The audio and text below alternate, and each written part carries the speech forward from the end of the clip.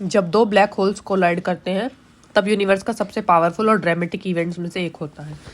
यह नॉर्मल टकराव नहीं होता, जब दो गाड़ियों का एक्सीडेंट। ये एक कॉस्मिक लेवल का डांस और फिर वायलेंट मर्जर होता है जो स्पेस टाइम को हिला देता है। तो फटाफट से इस टॉपिक को अभी सब्सक्राइब कर दो इस चैनल को। सबसे पहले समझते हैं कि ब्लैक होल होता क्या है। ब्लैक होल तब बनता है जब एक बहुत मैसिव स्टार अपनी लाइफ के एंड में कोलैप्स हो जाता है। ग्रेविटी इतनी स्ट्रांग होती है कि लाइट भी एस्केप नहीं कर पाती। इसका बाउंड्री एरिया इवेंट होराइजन कहलाता है। इसके सेंटर में एक सिंगुलैरिटी होती है जहां डेंसिटी थ्योरेटिकली इनफाइनाइट हो सकती है। अब सोचो, अगर गैलेक्सी में दो ब्लैक होल्स एग्जिस्ट कर रहे हैं, ये सिचुएशन तब कॉमन होती है जब दो गैलेक्सीज आपस में मर्ज करती हैं। ऑलमोस्ट हर बड़ी गैलेक्सी के सेंटर में एक सुपर मैसिव ब्लैक होल होता है। जब गैलेक्सीज कोलाइड करती हैं तो उनके सेंट्रल ब्लैक होल्स भी धीरे धीरे एक दूसरे के पास आने लगते हैं। शुरू में ये दोनों ब्लैक होल्स डायरेक्टली टकराते नहीं, पहले एक दूसरे के अराउंड घूमना शुरू करते हैं। इस स्टेज को बाइनरी ब्लैक होल सिस्टम कहते हैं। ये एक दूसरे के अराउंड ऑर्बिट करते हुए ग्रेजुअली एनर्जी लूज करते हैं। ये एनर्जी ग्रेविटेशनल वेव्स की फॉर्म में निकलती है। ग्रेविटेशनल वेव्स क्या होती हैं? ये स्पेस टाइम में रिपल्स होती हैं। जैसे पानी में पत्थर फेंकने से लहरें बनती हैं। जब दो मैसिव ऑब्जेक्ट्स एक्सेलरेट करते हैं तो वो स्पेस टाइम को डिस्टॉर्ट करते हैं। जब दो ब्लैक होल्स फास्ट स्पीड से एक दूसरे के अराउंड घूमते हैं तो वह पावरफुल ग्रेविटेशनल वेव्स एमिट करते हैं। जैसे जैसे वो एनर्जी लूज करती है उनका ऑर्बिट छोटा होता जाता है, वो और तेज घूमने लगते हैं। इस स्टेज में उनकी स्पीड लाइट की स्पीड का सिग्निफिकेंट फ्रैक्शन तक पहुंच सकती है। फिर आता है final moment, merger. Final merger के दौरान दोनों ब्लैक होल्स का इवेंट होराइजन एक दूसरे से टच करता है और वो एक सिंगल बिगर होल में कंबाइन हो जाते हैं।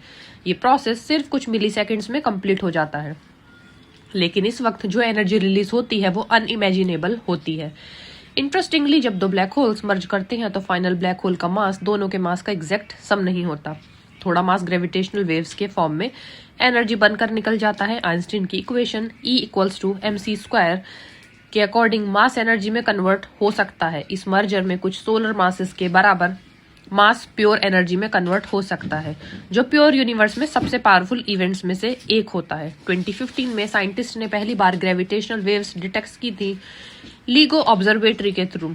ये सिग्नल दो ब्लैक होल्स के मर्जर का था जो बिलियंस ऑफ लाइट ईयर्स दूर हुआ था। इस डिस्कवरी में आइंस्टीन की जनरल रिलेटिविटी थ्योरी को 100 साल बाद डायरेक्टली प्रूव कर दिया। अगर आप सोच रहे हो कि क्या ब्लैक होल कोलाइजन से एक्सप्लोजन होता है जैसे सुपरनोवा, तो जवाब है मोस्टली नहीं।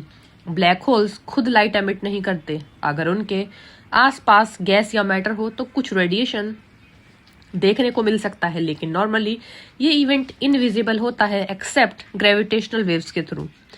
अब सवाल, क्या अर्थ को कभी डेंजर हो सकता है? रियलिस्टिकली नहीं। सबसे करीब नॉन ब्लैक होल भी हमने हजारों लाइट ईयर्स दूर है और दो ब्लैक होल्स का कोलाइजन अर्थ के पास होना एक्सट्रीमली अनलाइकली है। अगर ऐसा इवेंट हमारी गैलेक्सी के सेंटर में भी हो तो ग्रेविटेशनल वेव्स अर्थ तक पहुंचते पहुंचते बहुत वीक हो जाती हैं।